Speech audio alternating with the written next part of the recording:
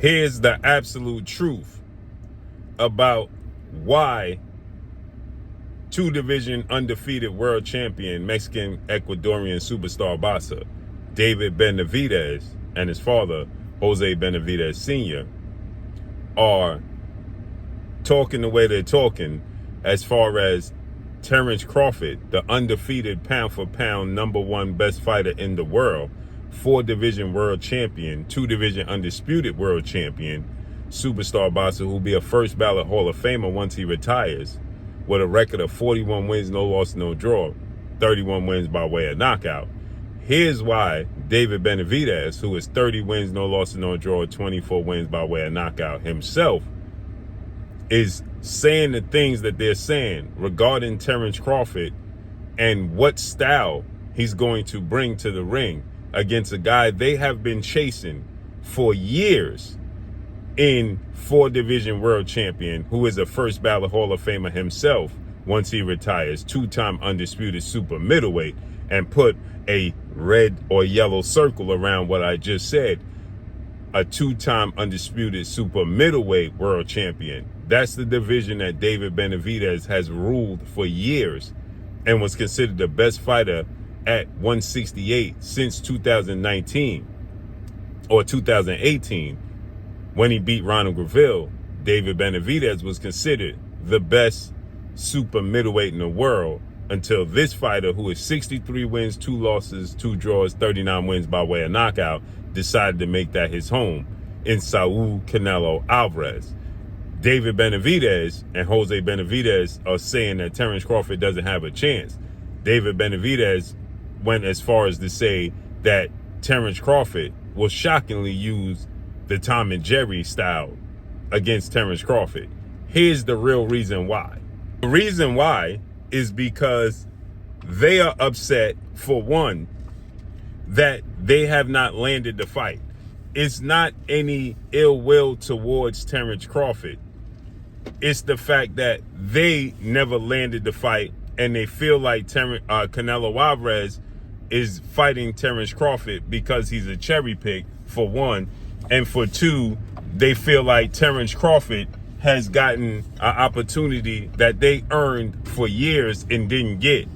And for three, they don't want Terrence Crawford to do something that will ruin their opportunity to fight Canelo Alvarez, which is beat Canelo Alvarez. If Terrence Crawford jumps up from essentially 147 welterweight and beats Canelo Alvarez, he had one fight at 154 in 2024, okay, with a year layoff. If he jumps up in weight, beats Canelo Alvarez, and dare I say, stops Canelo Alvarez, what does that do for David Benavidez, right? Now, they have big opportunities because they have decided to move up to 175 and campaign there after they was Canelo Alvarez mandatory at 168 for 2 years. You have to remember, David Benavidez beat Ronald Graville, became the WBC super middleweight champion, never lost his belt in the ring. He lost it due to recreational D-Rugs use. He got stripped of the belt. He fought Anthony Durrell, who won the belt. Stopped Anthony Durrell, became a 2-time super middleweight champion. And then we dealt with the pandemic, the global pandemic, C-19.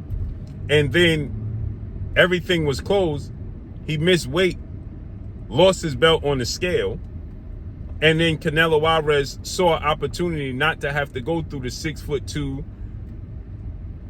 massive size, 75-inch arm reach, very active, highly active, aggressive, and accurate, durable David Benavidez. He saw an opportunity. He swooped in once he got stripped of the belt, fought Caleb Smith for Caleb Smith's WBA title and the vacant WBC title. Then he defended it not against David Benavidez, but then he defended it against Avni Yildirim, his mandatory then, because the World Boxing Council, we know, plays to Canelo Alvarez. He fights Avni Yildirim. Then he fights Billy Joe Saunders. in the unification for Billy Joe Saunders' WBO title. Then he fights Caleb Plant in November for the IBF title and becomes undisputed in under a calendar year. Without having to do what? Fight David Benavidez. Then David Benavidez works his way back into contention and to be the mandatory, and they still don't order it. And then he goes, David Benavidez, that is, goes and he moves up in weight. Canelo moves up, fights Bivol, loses to Dimitri Bivol, comes back down, and David Benavidez still don't get his opportunity. So yes, they're salty.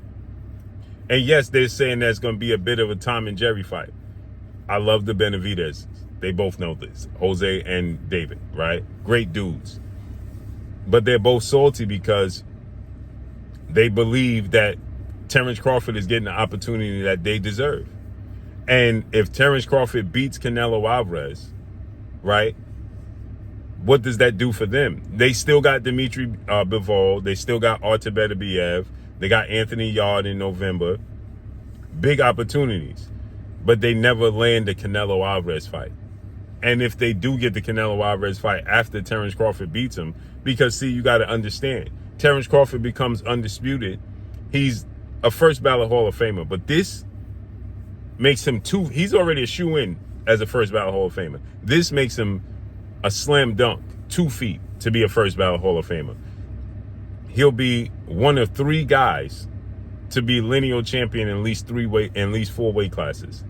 The other 2 guys is Manny Pacquiao and Floyd Mayweather. It'll be 3 guys: Terence Crawford, Manny Pacquiao, and Floyd Mayweather. They are both first ballot Hall of Famers. There's no ifs, ands, or buts about it.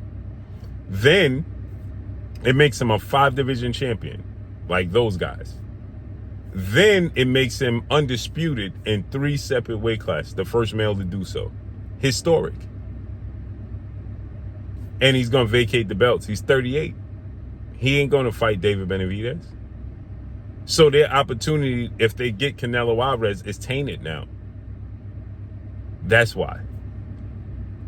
That's the truth of the matter. That's why they're salty about it. And rightfully so.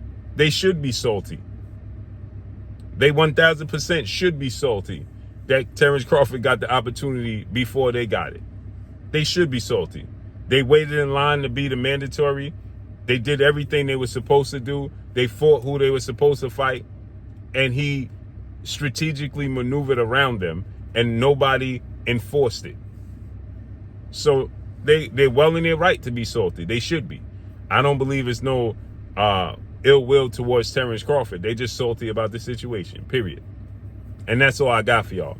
Follow me on Instagram at Blue Blood Sports TV, all one word. It's your boy Blue signing off. I'm gone. Peace.